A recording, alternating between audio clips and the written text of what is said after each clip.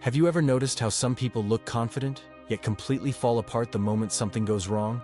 They speak loudly, they dominate conversations, they project certainty, and still, one criticism, one rejection, one moment of silence, and everything collapses. So here's the uncomfortable question. If your confidence disappears when no one is watching, was it ever real? Most of what the world calls confidence is performance. It is borrowed from approval, fueled by attention, sustained by being liked, validated, admired.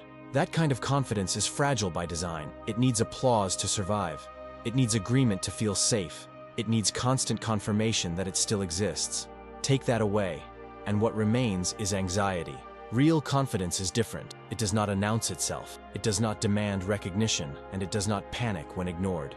Unshakable confidence comes from a place most people never build: internal authority. The Stoics understood this long before modern psychology. They knew that the man who needs nothing from others cannot be controlled by them, that the moment your self-worth depends on approval, you hand your power away.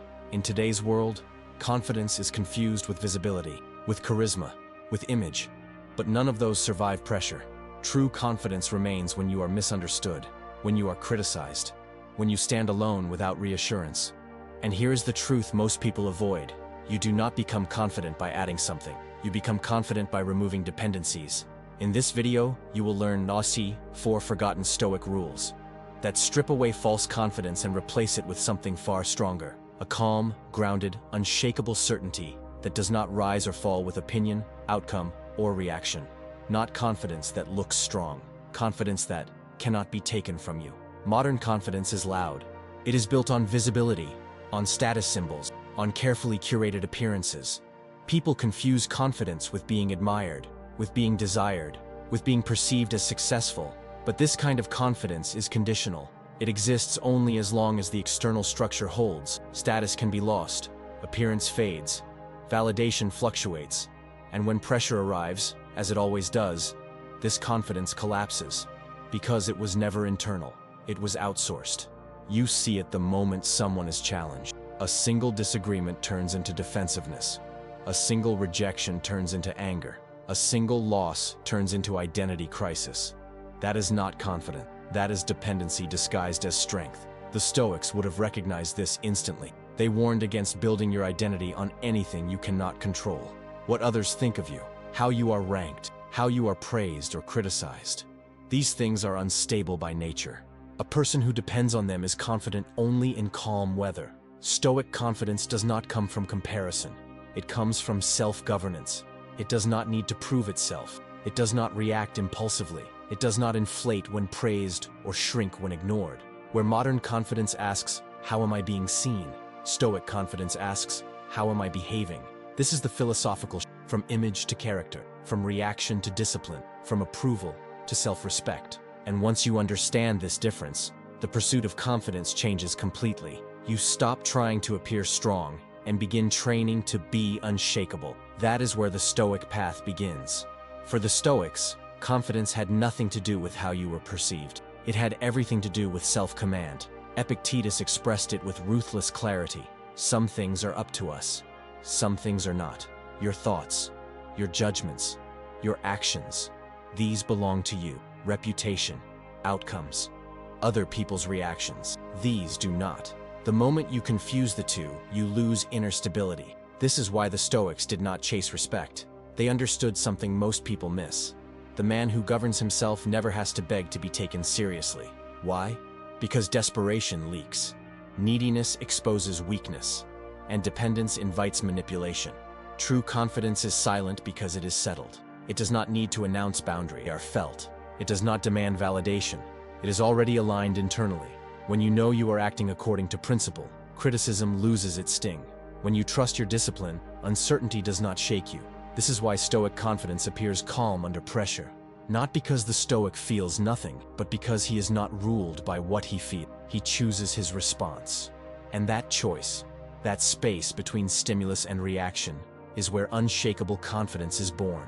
From this foundation, the Stoics built rules that hardened the mind and stabilized the self. The first of those rules changes everything. Most people believe power comes from influence, from persuading others, from dominating conversations, from getting reactions. But the Stoics saw a deeper truth. Whoever controls your reactions controls you. People test boundaries constantly. A comment meant to provoke, a tone designed to disrespect, a situation engineered to trigger emotion. And most fall into the trap immediately. They react, they defend, they explain, they raise their voice, they try to correct the other person.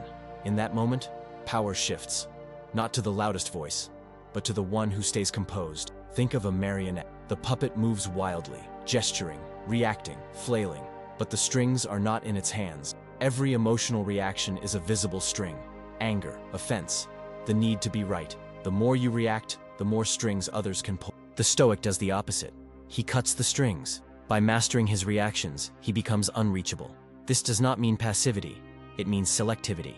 You choose when to speak, when to respond, when to disengage. Marcus Aurelius wrote, "You always own the option of having no opinion." That sentence alone disarms most provocations. Consider a simple moment. Someone criticizes you unfairly in public. The instinct is to defend your image, to correct the narrative, to prove them wrong. But the Stoic pauses. He asks, is my character actually threatened or just my ego? If the truth is intact, there is nothing to protect. Silence becomes strength, and something strange happens. The person expecting resistance meets calm instead. No fuel, no drama, no leverage. This is the first rule of unshakable confidence. You do not waste energy trying to control people. You control your response, and in doing so, you take your power back. Most people are not ruled by reality. They are ruled by opinions, what others think, what might be said, how they are perceived in rooms they are not even in. This is not awareness, it is psychological captivity. Opinions are the loudest form of noise. They change with mood, with context, with the emotional state of the observer. To build your confidence on opinions is to build a house on moving sand. This is why the need to please weakens you. When you shape your behavior to avoid disapproval, you slowly abandon yourself. You hesitate, you over-explain, you soften truths. And the more you do it, the less solid you feel inside. Marcus Aurelius warned against this directly. I do what is mine to do. The rest does not disturb me. That is indifference. Not apathy, but clarity of priority. The Stoic does not ignore feedback. He ignores attachment to. There is a difference. He listens, evaluates, discards what is useless, and moves on without resentment or pride. Picture a mountain. The wind howls. Storms strike. Voices echo against its surface.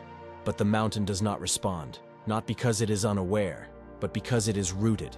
Opinions are wind. Some are warm, some are violent. None define the mountain. A personal example makes this clear.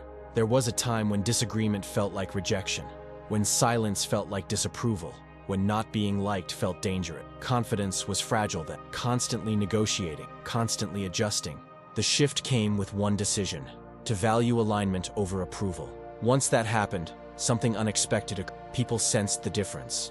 Less explanation, less defense, more calm. Indifference to opinions did not make confidence colder. It made it stable. This rule alone frees enormous energy. And with that energy, Stoic confidence deepens even further. Because the next rule does not deal with others at all. It deals with how you see yourself. Emotions feel convincing, but they are unstable. They rise without warning.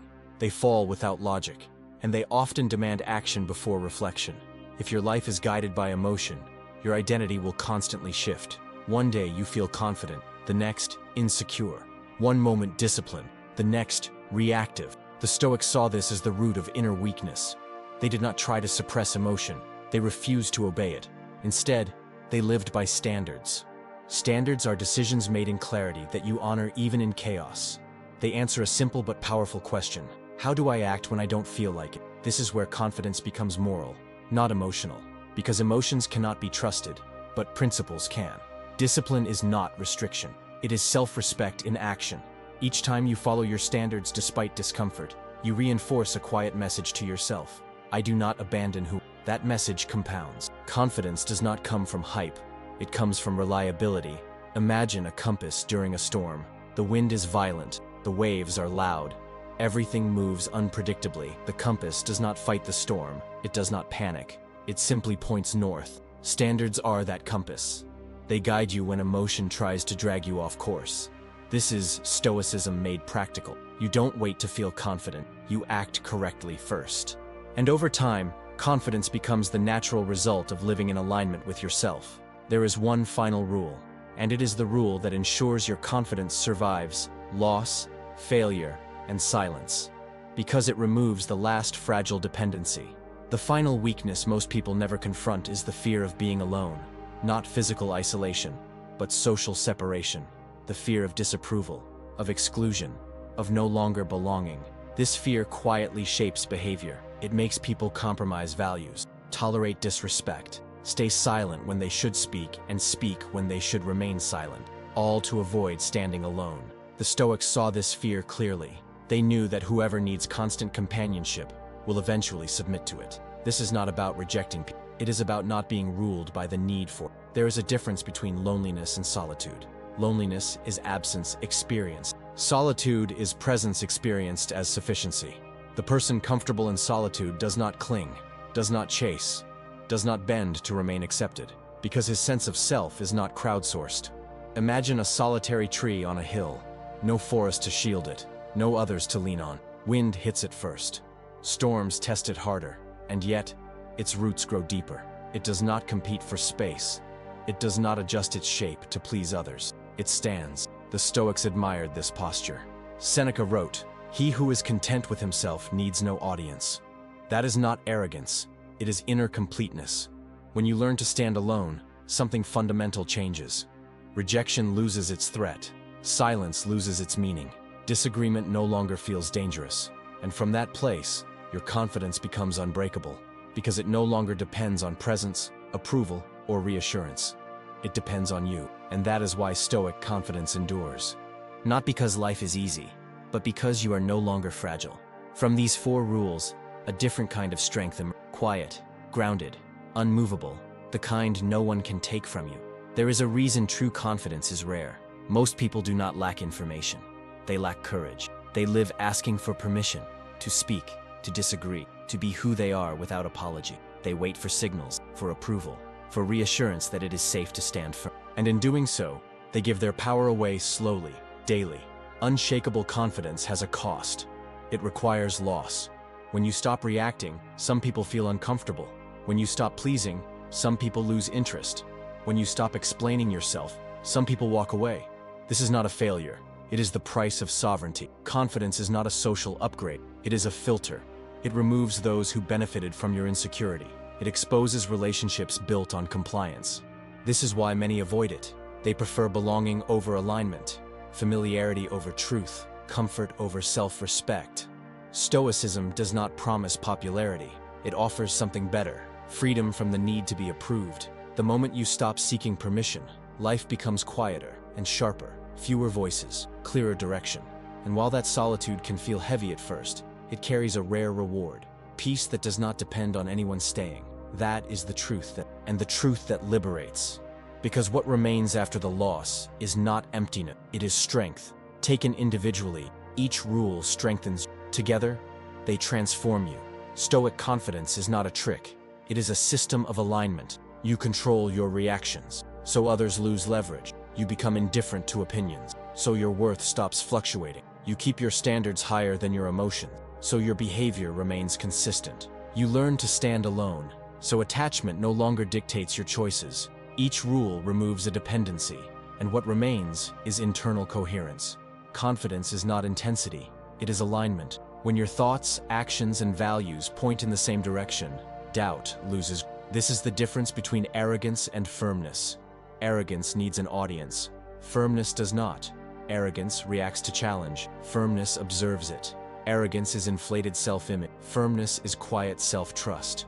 The Stoic does not feel superior. He feels grounded, because his confidence does not come from being above others, but from being anchored in himself. When these 4 rules operate together, confidence stops being something you perform. It becomes something you are. And from that state, your presence alone communicates stability. No force, no posturing, no noise, just solidity. One final movement remains, to close the circle and leave you with the essence of Stoic confidence. The man who cannot be shaken is not the loudest in the room. He does not announce his confidence. He does not demand respect. He does not rush to be understood. He moves differently, with calm, with restraint, with certainty that does not need witnesses. This is Stoic confidence, not the confidence of domination, but of self-mastery. When you govern your reactions, Opinions lose their grip. When you live by standards, emotions stop dictating your identity. When you can stand alone, nothing external can corner you. This is why the Stoics walked quietly. They knew that true strength does not seek attention. It seeks alignment. And from that alignment comes a rare state, a mind that is steady, a presence that is grounded, a confidence that cannot be borrowed and therefore cannot be taken. You will still feel fear, you will still feel pressure, but you will not be ruled by them. Because the man who has conquered himself no longer needs to conquer the world. He stands firm, and whatever comes, he remains.